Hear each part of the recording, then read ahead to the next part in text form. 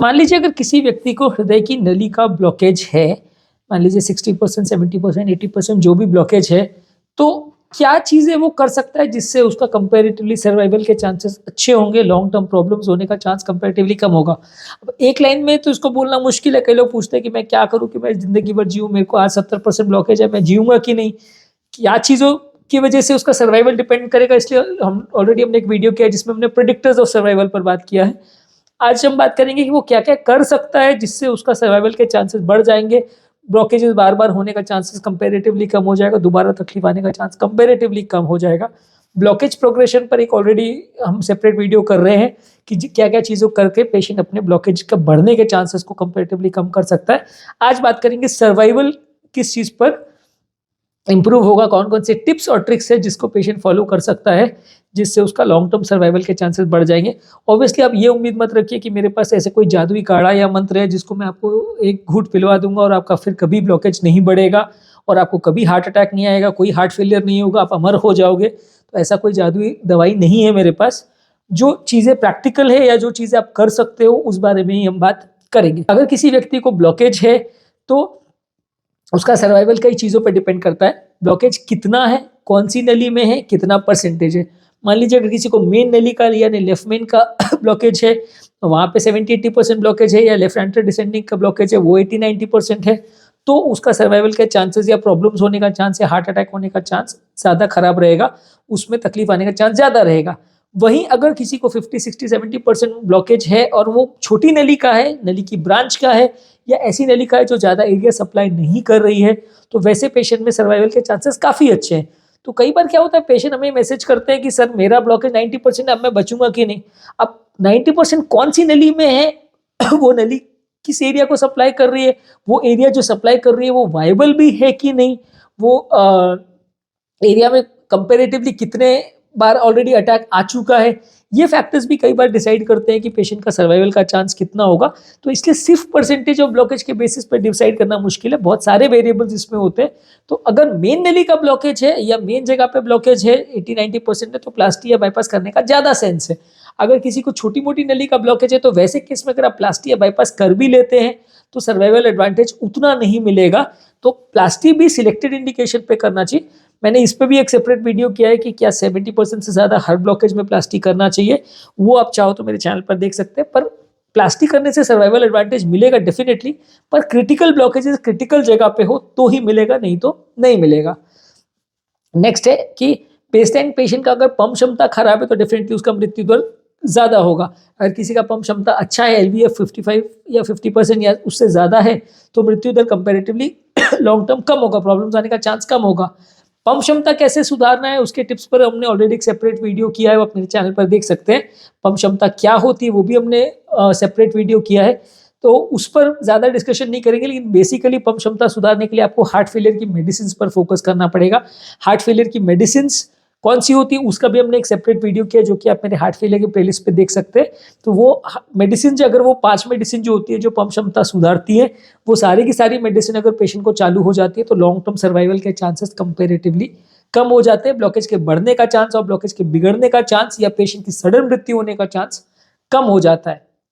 Next है कि मान लीजिए किसी को ब्लॉकेज के साथ अगर धबकारे का भी प्रॉब्लम है, रिदम रिलेटेड प्रॉब्लम है, उनको बार बार मिस स्पीड्स आ रहे हैं, बार बार पैल्पिटेशन हो रहा है, धड़कन का प्रॉब्लम हो रहा है, तो वैसे केस में उनको गति को कंट्रोल करने के लिए high dose beta blockers, anti arrhythmic medicine जैसे कि एमियोड्रोन, और अगर बहुत ज़्यादा फिर भी रिदम का प्रॉब्लम है और पेशेंट को खासकर अगर अनकॉन्शियसनेस की हिस्ट्री है, बेहोशी की हिस्ट्री है, साथ में अगर पंप क्षमता भी कम है, डॉक्यूमेंटेड वेंट्रिकुलर टैकीकार्डिया वगैरह है, तो वैसे पेशेंट को AICD डिवाइस की ज़रूरत पड़ सकती है। इससे भी मृत्यु दर कम होता है। AICD डिवाइस क्या है, CRT डिवाइस क्या है, ये ऑलरेडी मैंने सेपरेट वीडियो की है जो कि आप मेरे चैनल पर देख सकते हैं। इसके अलावा अगर किसी व्यक्ति को कोई वाल्व का प्रॉब्लम साथ में है, मान लीजिए 60, 70, 80% ब्लॉकेज है, साथ में अगर वाल्व का प्रॉब्लम है, तो उसको भी हार्ट फेलियर वाली जो मेडिसिन आती है उसी से मैनेज करना है।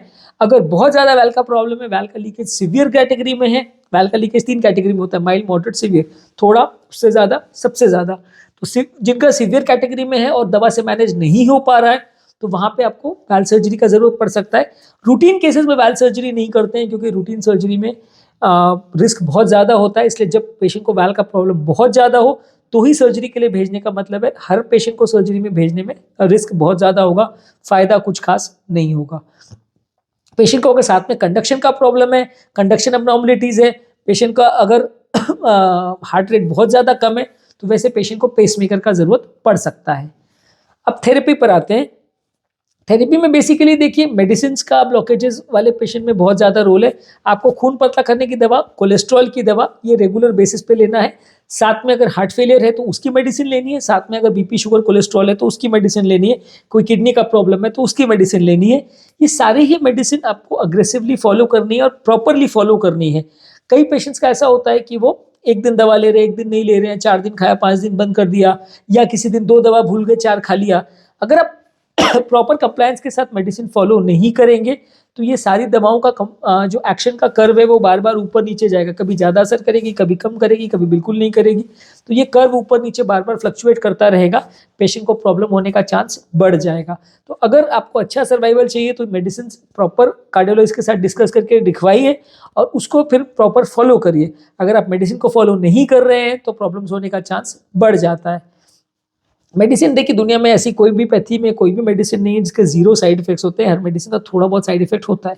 कोई भी ड्रग है जो बॉडी का मेटाबॉलिज्म को कैसे भी ऑल्टर करती है तो उसमें थोड़ा बहुत साइड इफेक्ट होने का चांस रहता है। कोई भी साइड इफेक्ट हो तो उसके लिए दवा बंद नहीं करनी है, आपको डॉक्टर के साथ डिस्कस करना है कि ये मुझे पर्टिकुलर साइड इफेक्ट हो रहा है, जैसे चक्कर, कमजोरी, सूखी खांसी, पेशाब में जलन, खून ज़्यादा पतला हो जाना, ब्लीडिंग हो जाना, थोड़ा बहुत साइड इफेक्ट हर दवा में हो सकता है। जो भी साइड इफेक्ट हो तो बिना पूछे दवा बंद मत करिए, आप डॉक्टर के साथ डिस्कस करिए। अगर वो कह रहे हैं कि हाँ दवा बंद करने की जरूरत है, कम करने की जरूरत है, तो उस हिसाब से कीजिए।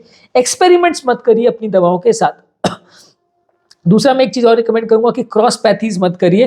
कंपेरेटिवली ऑब्वियसली लोग क्रिटिसाइज करेंगे कि मैं एलोपैथिशियन हूँ तो मैं एलोपैथी को ज़्यादा प्रमोट करता हूँ, लेकिन कंपेरेटिवली कार्डियक फील्ड में एलोपैथी मेडिसिन में बहुत ज़्यादा अच्छी मेडिसिन अवेलेबल है, बहुत अच्छे रिजल्ट्स हैं। और हार्ट की फील्ड में हम ऑलमोस्ट 80-90% लोगों को अच्छे गारंटेड रिजल्ट्स दे सकते हैं। तो इसके लिए इसमें एटलीस्ट आई वुड रिकमेंड कि एलोपैथी के साथ स्टिक करें तो ज़्यादा अच्छा है। मल्टीपल पैथीज के साथ एक्सपेरिमेंट मत कीजिए। आयुर्वेदिक और होम्योपैथिक प्रोडक्ट्स जो है स्किन की डिजीजेज, कुछ एलर्जिक डिजीजेज और बहुत सारी चीज़ों में अच्छी हैं कुछ पेट वगैरह की प्रॉब्लम्स में भी अच्छी है, पर हार्ट के में उतनी ज़्यादा मेडिसिन अवेलेबल नहीं है जो कि आपको गारंटेड रिजल्ट दे सके। क्लेम करने वाले बहुत कुछ करेंगे लेकिन आपको एटलीस्ट अच्छा रिजल्ट मिले, गारंटेड सक्सेस मिले, इसके ऐसे मेडिसिन बहुत नहीं है। तो मल्टीपल पैथीज को एक साथ खिचड़ी मत पकाइए। उसमें क्या है कि दवाओं का अगर आपस में रिएक्शन हुआ तो सडनली प्रॉब्लम होने का चांस बढ़ जाता है। नेक्स्ट है कि आपका सर्वाइवल इस बात पे भी डिपेंड करता है कि आप डॉक्टर के साथ फॉलोअप कैसे कर रहे हैं। कई बार क्या होता है कि लोग डॉक्टर को आज दिखा रहे हैं, फिर 3 साल बाद दिखा रहे हैं, फिर 8 साल बाद जब हार्ट अटैक आ गया तब आ रहे हैं, तो वैसे केस में मृत्यु दर काफ़ी बढ़ जाता है। तो आपको रेगुलर बेस पर एटलीस्ट 3 से 6 महीने में एक बार आपके डॉक्टर या कार्डियोलॉजिस्ट को दिखाने की ज़रूरत है। डॉक्टर भी प्रॉपरली सिलेक्ट कर लिए, क्योंकि ऐसा नहीं हो कि आप हार्ट का प्रॉब्लम को ब्रेन के डॉक्टर को दिखा रहे हैं और हार्ट का प्रॉब्लम को किसी और स्पेशलिस्ट के डॉक्टर को दिखा रहे हैं। तो जो हार्ट का प्रॉब्लम है अगर कार्डियोलॉजिस्ट को दिखा रहे हैं या फिजिशियन को जिसको अच्छी नॉलेज है उस फील्ड को रिलेटेड, उनको दिखाइए। एटलीस्ट क्रिटिकल डिजीजेज में आई वुड रिकमेंड कि प्रॉपर फॉलोअप आपका अच्छे डॉक्टर के साथ करें तो ज़्यादा अच्छा है, क्योंकि इसमें जान का खतरा हो सकता है अगर आपको प्रॉपर मेडिसिन नहीं मिलती है तो। इसके अलावा डॉक्टर शॉपिंग भी मत करिए। कई बार कई पेशेंट्स का ये होता है कि वो 3 महीने एक डॉक्टर को दिखाते हैं, फिर 3 महीने दूसरे डॉक्टर को, फिर 6 महीने बाद तीसरे डॉक्टर को, और मान के चलते हैं कि जो डॉक्टर उनको सबसे कम दवा लिखता है उसको वो सबसे अच्छा डॉक्टर। अब उसमें क्या होता है कि कम दवा लिखने के और पेशेंट को खुश करने के चक्कर में कई बार क्या होता है कि डॉक्टर जानबूझ के मेडिसिन बहुत ज़्यादा डोज कम कर देते हैं या बहुत ज़्यादा मेडिसिन नहीं देते हैं पेशेंट को, जिसकी वजह से पेशेंट का लॉन्ग टर्म मृत्यु दर कई गुना बढ़ जाता है। तो इस तरह की चीज़ें मत करिए। जो प्रॉपर मेडिसिन अवेलेबल है, जो आपके सारे रिस्क फैक्टर्स को कंट्रोल करती है, भले वो 3 मेडिसिन हो, 5 मेडिसिन हो, 6 मेडिसिन हो, उतना मेडिसिन एटलीस्ट आपको लेना जरूरी है।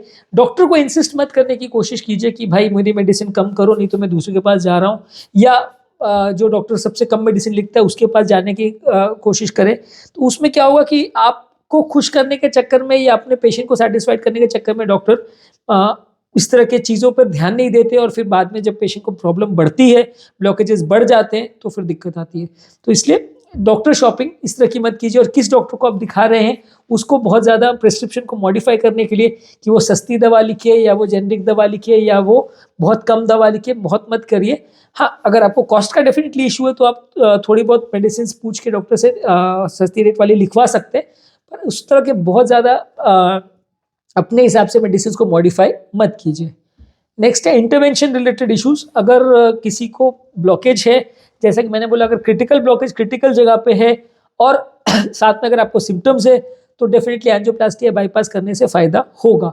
अगर आपको माइनर ब्लॉकेज है, छोटा मोटा ब्लॉकेज है, तो उसमें आपको दवा पर मेंटेन कर सकते हैं, उसमें आपको अननेसेसरी एंजियोप्लास्टी करने का जरूरत नहीं है।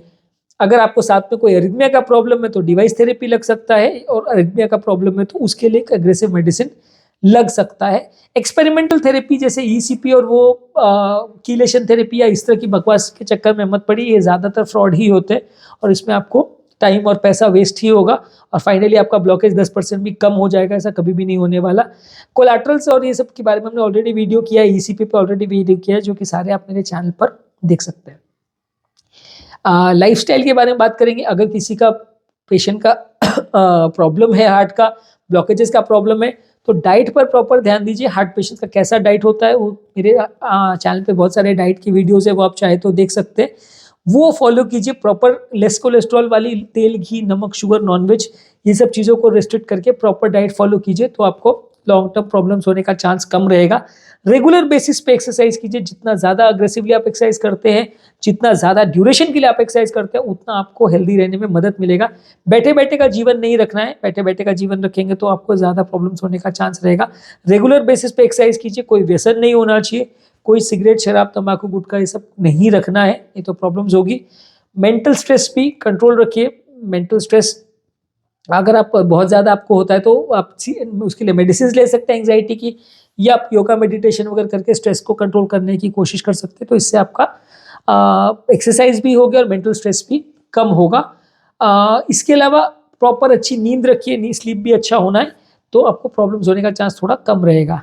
सिम्टम्स की अगर बात करें, अगर आपको कोई भी सिम्टम्स हो रहा है, जैसे चलने फिरने में दर्द हो रहा है, चक्कर आ रहे हैं, धड़कन बढ़ रही है, पैल्पिटेशंस हो रहे हैं, सांस फूल रही है, या ब्रेन रिलेटेड कोई सिम्टम्स हो रहे हैं, तो तुरंत आपके डॉक्टर को मिलिए। सिम्टम्स को इग्नोर मत करिए, क्योंकि कई बार क्या होता है, लोग सिम्टम्स को इग्नोर करते रहते हैं, प्रॉब्लम्स में टाइम पास करते रहते हैं, और फिर जब कंडीशन बिगड़ जाती है तब डॉक्टर के पास जाते हैं, तो उसमें कंडीशन बिगड़ जाती है। इसलिए अगर आपको कोई भी सिम्टम्स अगर हो रहे तो उनको इग्नोर मत कीजिए। उसमें जब भी प्रॉब्लम हो आपको अपने डॉक्टर को दिखाना है और उसमें हिसाब से दवाइयों को मॉडिफाई करना है, एंजियोग्राफी या कोई टेस्ट वगैरह की ज़रूरत है तो वो करवाना है। नेक्स्ट है कि अगर आपको अक्यूट क्राइसिस अगर हो रहा है या सडन सीवियर पेन हो रहा है, तो किस हॉस्पिटल में आपको जाना है वो पहले से सिलेक्ट करके रखिए। कई बार क्या होता है कि आपको हार्ट का ब्लॉकेज तो है, लेकिन इमरजेंसी में कहाँ एंजियोप्लास्टी की फैसिलिटी अवेलेबल है, कहाँ आईसीयू केयर अवेलेबल है, कहाँ वेंटिलेटर अवेलेबल है, वो कुछ पता नहीं रहता। पेशेंट हार्ट अटैक लेके जनरल प्रैक्टिशनर के पास चला जाता है और फिर वहाँ से फिजिशियन के पास जाता है, फिजिशियन से कार्डियोलॉजिस्ट के पास जाता है, तो इस शिफ्टिंग के प्रोसेस में पेशेंट की जान चली जाती है या टाइम पास बहुत हो जाता है, और जब तक पेशेंट डॉक्टर के पास पहुँचता है तब तक मृत्यु दर काफ़ी बढ़ चुका होता है, कंडीशन बहुत बिगड़ चुकी होती है। तो आपको किस डॉक्टर के पास जाना है इमरजेंसी में वो सिलेक्ट करके रखिए और इमरजेंसी में डायरेक्ट वहीं पे जाइए, तो इस शिफ्टिंग का प्रोसेस का टाइम वेस्ट नहीं होगा। और फिर भी अगर कुछ हो रहा है तो शिफ्टिंग अगर हो भी रही है तो कार्डियक एम्बुलेंस में ही शिफ्टिंग करवाएं तो ज़्यादा अच्छा है, नहीं तो आपको एम्बुलेंस में शिफ्टिंग के दौरान भी रिस्क होने का चांस ज़्यादा है। अगर कोई भी अक्यूट इन्फेक्शन हो, अक्यूट हार्ट फेलियर हो या कोई भी सडन प्रॉब्लम हो रही है, तो भी जहाँ पे सारी फैसिलिटीज़ अवेलेबल है वहाँ पे जाना ज़्यादा एडवाइजेबल है।